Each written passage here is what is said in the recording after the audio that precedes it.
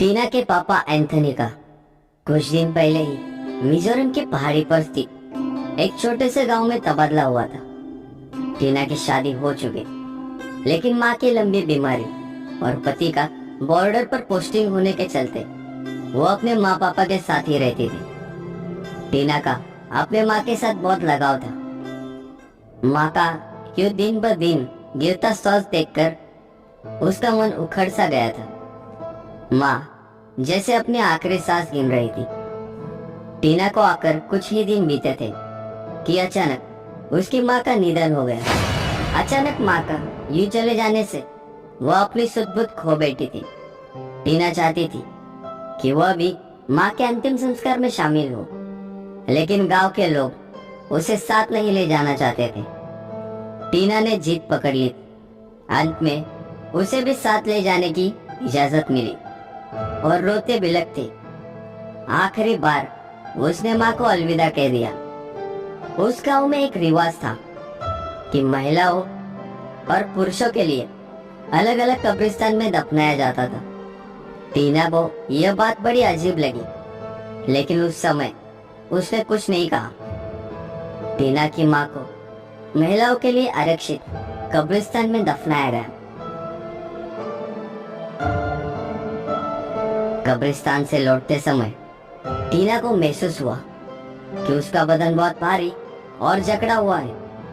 एक एक कदम आगे बढ़ पाना उसके लिए बहुत कठिन हो रहा था, किंतु इस समय वह खुद पर ध्यान नहीं दे पा रही थी। एक दो दिन बीते तो घर खाली हो गया। सभी नाते रिश्तेदार अपने अपने घर लौट गए थे। अब घर में वह और उसके बुजुर्ग पिता रहते थे। माँ को गए 3 दिन बीत गए थे, लेकिन उसकी थकान अंतहीन हो रही थी। हर पल हर समय उसे लगता जैसे उसके शरीर पर कोई भार लटका हुआ है और ना ही सो पाती थी। उसकी आंखों के चारों ओर गहरे और काले गड्ढे बन गए थे। उसे देखकर लगता था जैसे वो महीनों से बीमार हो। उसकी कमर नीचे की ओर थोड़ी झुक गई थी। शरीर हर गुजरते दिन के साथ कमजोर होता जा रहा था। तो उसे बड़ी गहरी नींद आई, लेकिन रात के तकरीबन 2 बजे किसी शोर से उसकी नींद टूट गई। बाहर तेज हवा चल रही थी। कमरे की खिड़की हवा के कारण जोर जोर से आवाज कर रही थी। टीना खिड़की बंद करने के लिए उठी तो उसने देखा एक काली बिल्ली खिड़की के ठीक बाहर बैठी हुई है। उसने उठकर खिड़की बंद की तो वह बिल्ली जोर जोर से रोने लगी। अजीब सी मनुष्य भरी वो आवाज थी। खिड़की बंद करके टीना फिर से आकर लेट गई। अचानक उसे एहसास हुआ जैसे उसके कमरे से कोई परछाई निकलकर बाहर की ओर गई हो। उसने अपना वहम समझकर उस ख्याल को झटक दिया और फिर से नींद में चली गई। कुछ देर बीतने के बाद उसे अपने कानों में किसी के फुसफुसाने की आवाज सुनाई दी। लग रहा था जैसे कई सारे लोग एक साथ बोल रहे हो। वह चौंक कर उठ बैठी। पहाड़ी के ठंडे प्रदेश में होकर भी उसके माथे पर पसीने के बूंदे दिखने लगी। प्यास से उसका गला सूखने लगा, किंतु बिस्तर से उठने की जैसे ताकत ही खत्म हो चुकी थी। ऊपर से डर के मारे लग रहा था कि पैर ही जम गए हो। किसी तरह उठकर वह रसोई तक पानी लेने गई और वापस अपने कमरे का दरवाजा बंद कर लेट गई। हर छोटी से छोटी आहट पर उसके हाथ पैर सुन पड़ रहे थे। वह रात किसी तरह बीत गई, किंतु अभी सुबह जब उठी तो उसका शरीर बुखार से तप रहा था। तेज बुखार के कारण कभी वो आंखें खोलती तो कभी आंखें बंद कर कुछ अनाप-शनाप बकने लगती। उसकी आवाज भी कुछ बदल गई थी और आंखें बिल्कुल लाल हो गई थी। आनन फानन में डॉक्टर ने दवा दी और इंजेक्शन लगाया तो उसकी तबीयत सुधरने लगी। 2 दिन बीत गए थे। रात का समय था।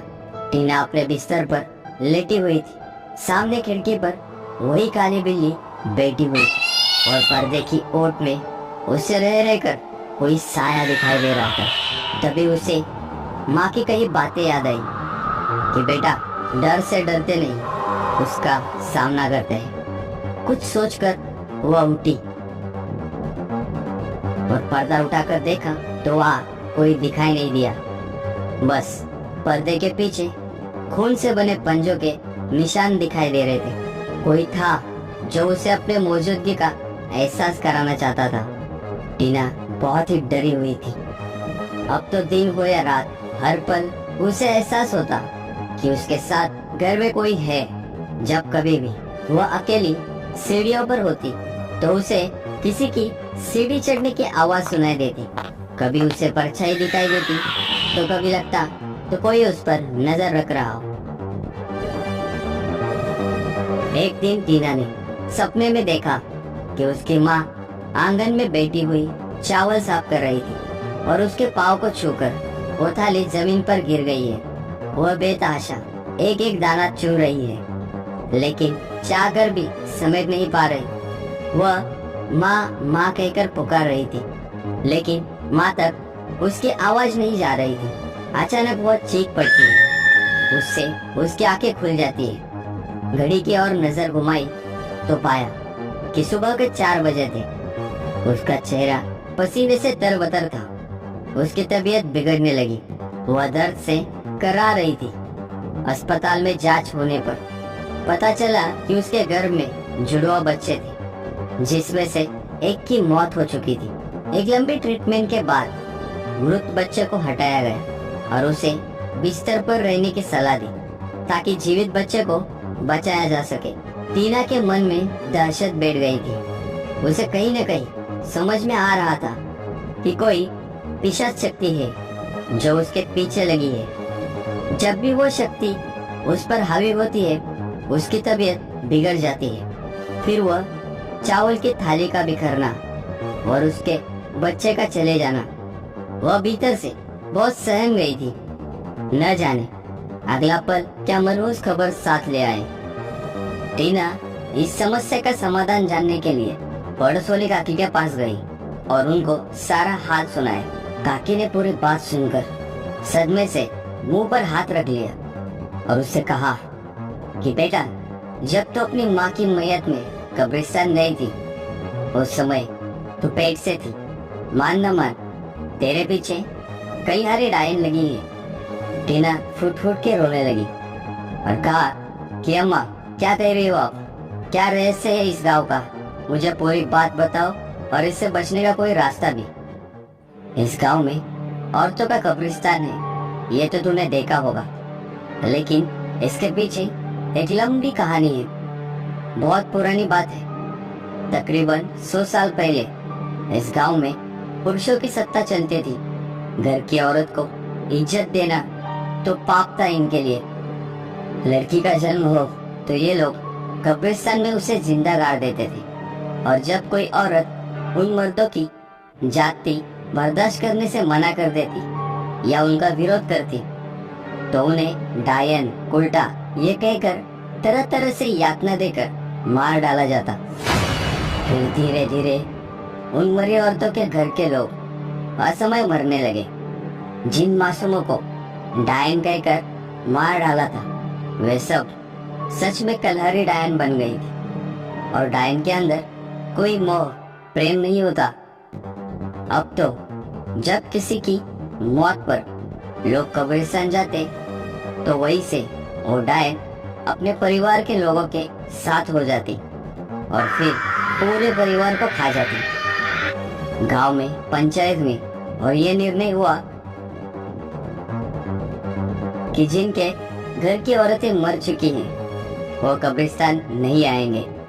बेटा, वे सब सताई हुई आत्माएं हैं। उनके भीतर दया, ममता नहीं है। जिस तरह से वे अपनी ममता को सीने में दबाए भटक रही है, वैसे ही वह किसी गर्भवती के बच्चे को जीवित नहीं छोड़ती।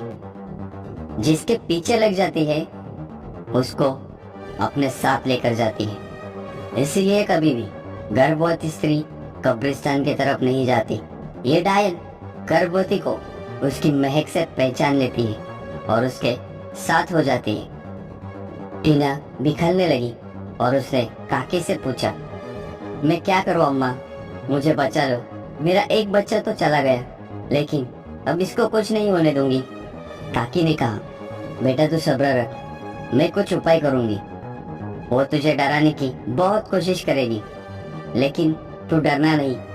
अगर तू डर गई तो वो तेरा बच्चा ले जाएगी, और शायद इस बार तुझे भी।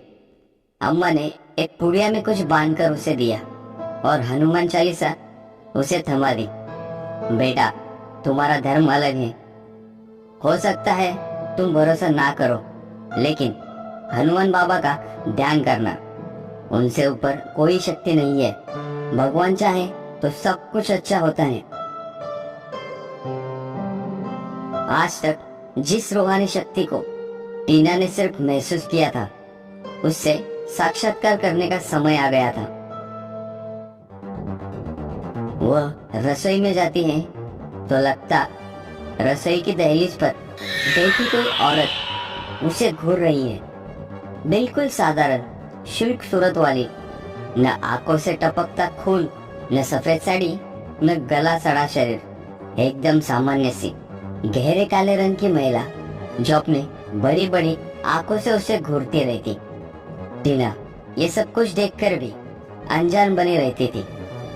उसे काकी की बात याद आ रही थी कि बेटा डरना नहीं है। एक हफ्ता बीत गया था। रात के 12 बजे कमरे से फिर से फुसफुसाहट की आवाज आने लगी, जैसे दो लोग बहस कर रहे हैं। न चाहते हुए भी उसने आँख खोलकर देखा तो उसके मुंह से चीख निकल गई। एक भद्दा काला सा आदमी उसके चेहरे के बिल्कुल सामने था, जैसे उसके ऊपर झुककर उसे देख रहा हो। वह धीमी धीमी रहस्यमय मुस्कान बिखरने लगा था। उसके शरीर से भयंकर दुर्गंध आ रही थी। टीना का कलेजा कांप उठा। वह चिल्ला रही थी, लेकिन चीख उसके मुंह से बाहर नहीं निकल रही थी। आदमी का चेहरा औरत के चेहरे में बदलने लगा और उसके कानों में फिर से वो आवाज गूंजी, ले जाऊंगी मैं तुझे। टीना अपनी पूरी ताकत लगाकर ऊपर उठी और सिरहाने रखी हनुमान चालीसा को हाथ में रखकर लेट गई। उस रात उसे नींद नहीं आई। पूरी रात बेचैनी में कटी। सुबह के 4 बजे जब उसकी आंख लगी तो हनुमान चालीसा उसके हाथ से छूट गई। उस रात एक बार फिर से उसने सपना देखा। माँ उसे घसीटकर अपने साथ ले जा रही थी। वह चीख रही थी, माँ का विरोध कर रही थी।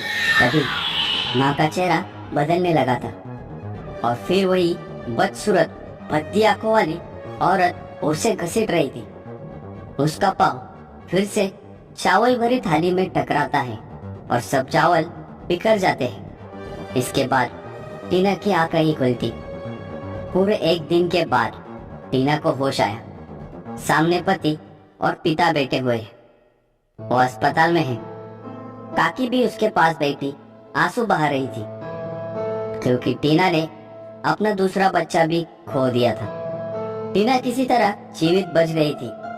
अस्पताल के कमरे के दरवाजे पर अभी भी कोई खड़ा एकटक उसे घूर रहा था। कब्रिस्तान की किल्हारी डायन का काम अभी खत्म नहीं हुआ है और धीरे धीरे मुस्कुरा रही थी।